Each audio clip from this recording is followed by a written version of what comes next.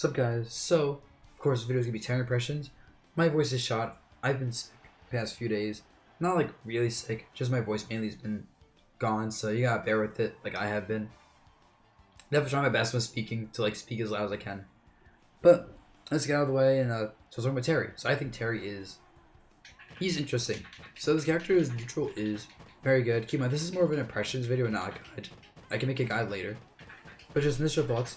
His neutral is very amazing. His movement on the ground is absurd. He has one of the best dashes in the game because it's so short and so fast. And his options out of dash are amazing. His jab is ridiculous. Frame 3, big hitbox. His auto turnaround is really good, of course. It's like doing this is amazing. Combos and the kill moves, although sometimes down, like jab down doesn't work, especially on SDI down and in. Like good damage, good kill power with this. Just overall an amazing move. All of his burst options are good. Let me just categorize all of them. They all, in some way or another, cross up, do good damage, have invincibility or big hitboxes that are hard to challenge, come at different angles, are fast, and like when you mix in the combination of like dash attack, backside, side B forward, side B backwards, down B, even just run up jabs burst option, run up roll in jabs burst option. His jumps are burst options because he has low jumps, like he can mix it up with like short hop and then he can full up, and you have to just guess what he's gonna do if he's even gonna jump in the first place. And like all of these burst options have varying levels of utility. But when you mix them all together, it's hard to deal with it because he'll just start running you like doing like this and then like this and this, and you're just like, what's going on? So it's hard to read this character and react to anything he's doing. That he makes you play a guessing game, except when he guesses right, he's gonna chunk you out, not for stock, for like 25 damage at a time, 13 damage at a time, 16 damage at a time, 17 damage at a time. And like, it's really scary to be getting chunked out from safe burst options with lots of range on a fast character consistently. And then even his pokes are pretty solid. Projectile poke, it's a good poke. He uses it for like outcapping people. The strong version, you use the weak version to get openings in on people. And like, it's good. His forward air, it's a decent poke, not amazing, but like, it's the range poke option he needs. And forward tilt, it's an okay poke, it's again, not amazing, but like, it's good enough at this range to work. So, like, fighting him at like this shorter mid-range is also very difficult, and then up close, of course, because of his jab, from 3 jab, which combos, his frame forward and air, which, once again, combos, and it's very safe. Like, shit, man, you don't want to fight him close. The king combo that this percent. Down tilt kill confirms, like, whereas jab into down B is a kill confirm that can be SDI, and I expect that to be a counterplay, is SDIing the jab down B. You can't really SDI down tilt into like side B as far as I know, so it just kills you. So it's like, it's not as good to hit people with raw because it's a bit slower, more end lag, but you can always do like down tilt in the jab. He can still do down tilt in A mix if he wants, like on block, down tilt, down B. And like, if he hits you with down tilt and does like side B, you're dead. And if he realizes he's not getting you with down tilt, he just like down B across you up, or side B across you up. He'll be pretty safe. So, really scary. He of course has back here to kill you with, so it's like, he always, this move as well at kill percents. Even not kill percents, it just does a lot of damage. 16 damage. That's that as well, but like 16 damage, almost kills mid stage at 100. If you full up it probably kills. 19 damage, almost kills again. And so it's horrifying, right? And then finally his anti-air game is good. Like, invincible up B if you do the command input by holding down. Invincible down B if you do the command input by doing a sure use of forward, down, down, forward. So invincible on that. His arms are invincible on side B, by the way, for the command input, so like that's invincible on the arms. One thing that doesn't get invincibility, command input wise, is that he has like anti-airs with invincible moves that can kill, by the way, because this kills without command input, but especially with command input. Up tilt's invincible on the arm, decent anti-air too. Up air's good anti-air, can combo off of it. More low, so low percents. High percents you can't combo off up air, but low percents you get like up air, side B, up air, up B, so like jumping at him's hard. It's just difficult to jump at him. He also has a 6 frame grab, which is a 9-frame dash grab, a 10-frame pivot grab, which is tied for fastest grabs in the game. But he has almost power range on it, right? Like, that's a big grab. Big grab. Combos off of this at low percent. I think the best combo is generally this. Well, the best easy combos like that, generally. So, really good there, where it's like if you're shielding versus him, not only does have all the safe fast shield pressure with like -4 block in the air, just safe side B, safe down B, downer is pretty safe, fair can be safe, fair can be safe, like, just in general, all of his buttons are pretty safe. And they can also just grab you. And also things like jab, jab, down B, shield poke, taller characters, or characters with rare shields if you don't tilt it. Just keep that in mind, you have to like tilt your shield a lot because these pressure strings as well. So he has all that going for him. His smashes all do the job. Like, forward smash, whatever. Good range, good power, etc. Down smash comes up pretty fast, can kill people. Up smash also comes out pretty fast, can kill people. Like, he is 4-frame there, 10-frame up B, an okay hitbox, and then 10-frame show grab if your show gets hit. Up smash, good kill power as you see. Down smash, good kill power. Forward smash, really good kill power. So, like, they all do the job. But people say his character can't kill. I'm just like, I don't know, man. This dash attack looks mighty fine. This command side B looks mighty fine. So yeah. And then, so in neutral, without even having his meter available at 100+%, he's already a mobility based monster that can burst you down, that can pressure you, that can play out of shield really well, that can mix you up, that can play offensively or defensively, and he has everything you want in a character in neutral, essentially. Very strong there. And then his ghost stuff is, of course, crazy.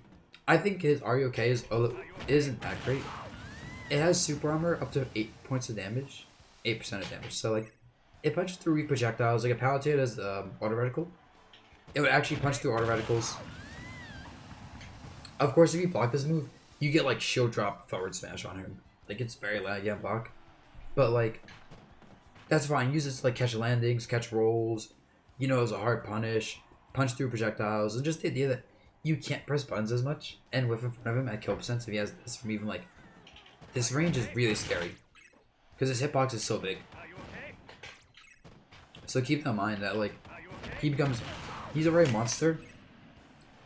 But you can kind of afford to get hit by things like side B, like, back side Bs. You can block and punish the forward side Bs. Like, you can take any hits neutral before 100. But once it's 100, you can't afford it. And then, of course, this stops you from jumping. Like, his anti-air is already good. But they're not, like, big disjoints or anything. Swords are good against him. Projectiles are good against him. But he gets this and you go, oh, wait, shit. I can't jump even with a sword. Because even though it's, like, frame 20 startup and it's punishable on whiff and block, just the idea that you jumped and he says, oh, okay, you're jumping at me? Dead. You're running at me? Dead. You roll behind me, I held jab, you're dead now. Because you roll behind me. So, like, ooh. I don't know what to say. He has combos into this as well that, like, are pretty reliable. Like not a lot, but he has this. So, like, he has some combos in that. He can also combo forward tilt into Are You Okay if they don't DI it. Generally, you're not re-comboing any of these moves, you're just landing them raw, which is fine. At the ledge in particular, this move's OD, where it's like, someone's off stage. And you can just catch them jumping, they're dead. But you don't need that, actually, because his ledge trapping is insane. Holding jab at the ledge covers a lot of things. If you jump, this just catches jump free. And as you see, it sets up kills easily. If you do regular get up, and, like, it hits you, rip. And if you block this, his jab is fast enough to do, like, jab grab, or all those mix-ups. And if you roll and he's, like, here, catches the roll, you're taking a lot of damage, and being knocked the other side of the stage again. So it's like, there's no winning at the ledge versus jab, honestly. Because the only options to deal with it reliably are get up attack, which, of course, if they read it and shield and punish, you're just taking a lot of damage if not dying. And, of course, ledge drop aerial, which, same thing, right? If they read it, and they do, like, a jump down or, like, back up forward smash, or have, like, this available and just go, oh, power geyser. Like, ledge drop aerials are scary versus him, because it's one of the few options you have that beats jabs, and he knows that. And then his out shield game.